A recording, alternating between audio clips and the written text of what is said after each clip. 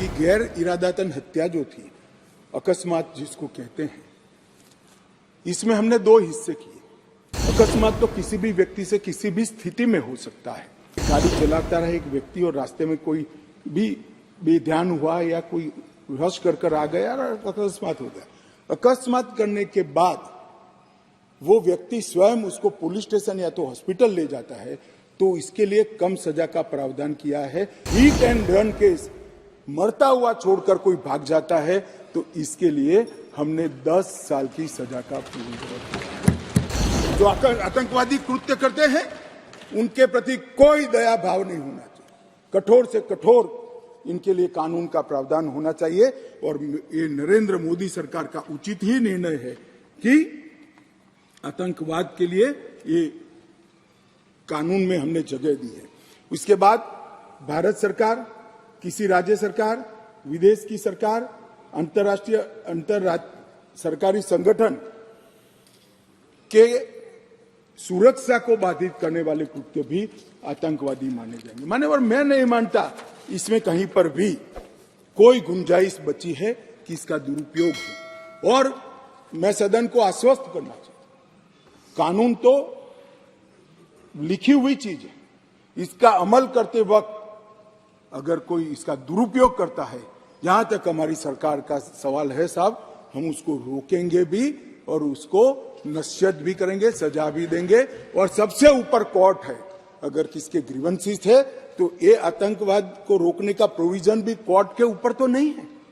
धारा लगते ही कोर्ट इसकी मीमांसा करेगी।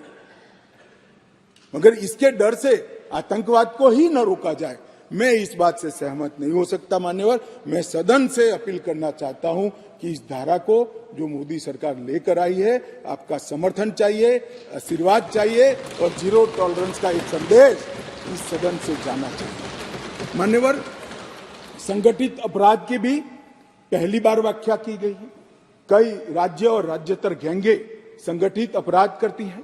इसके लिए कोई विशेष कानून नहीं था। इसके अंदर हमने साइबर अपराध को, आर्थिक अपराध को, भूमि हत्याना को, हथियारों की व्यापार को, डकैती को और मानव लोगों की तस्करी करने, व्यक्तियों की मानव तस्करी में, ये सभी को इसके अंदर रखा है।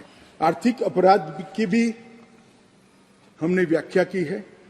करेंसी नोट, बैंक नोट, सरकारी स्टैंप का कुटकरण, हवाला व्यवहार और बड़े पैमाने पर वित्तीय कपट और आर्थिक व्यवस्था को तोड़ने के सभी प्रयास, इसको भी आर्थिक अपराध की व्याख्या की तरह पहली बार लाने का काम नरेंद्र मोदी जी कर रहे हैं। और इससे मुझे लगता है कि न्यायपालिका का काम काफी सरल हो जाएगा। मान्यवर, एक मैं स्पष्टीकरण करना चाहता हूं कि गैर इरादतन हत्या जो थी, अकस्मात जिसको कहते हैं, इसमें हमने दो हिस्से किए। अकस्मात तो किसी भी व्यक्ति से किसी भी स्थिति में हो सकता है। एक गाड़ी चलाता रहे एक व्यक्ति और रास्ते में कोई भी बेध्यान हुआ या कोई रश कर आ गया और अकस्मात हो गया। अकस्मात करने के बाद वो व्यक्ति स्वयं उसको पुलिस स्टेशन या तो हॉस्पिटल ले जाता है, तो इसके लिए कम सजा का प्रावधान किया है। और हिट एंड रन केस, मरता हुआ छोड़कर कोई भाग जाता है, तो इसके लिए हमने 10 साल की सजा का प्रावधान किया। और मैं मानता हूं कि इससे हिट एंड रन के केस में काफी कमी आएगी। पर ये करते करते जो डॉक्टरों की नेग्लिजेंसी से अगर किसी की मृत्यु आती है, तो वो भी गैर इरादतन हत्या में आ जाती थी। इसकी भी सजा बढ़ गई। तो हमने इसको मैं आज ऑफिशियल अमेंडमेंट लेकर आऊंगा, डॉक्टरों को इससे मुक्त कर दिया है।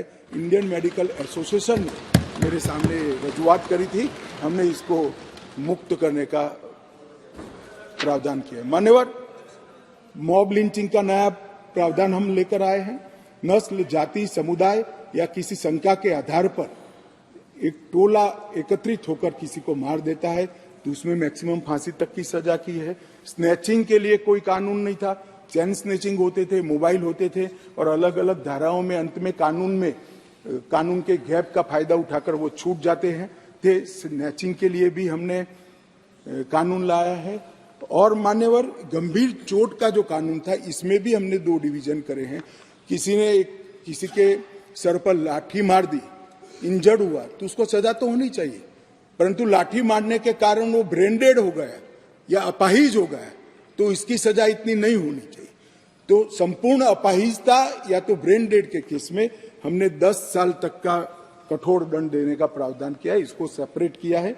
मान्यवर, गंभीर चोट का जो खंड 117 है, उसमें 10 साल की उम्र कैद का हमने प्रावधान किया है।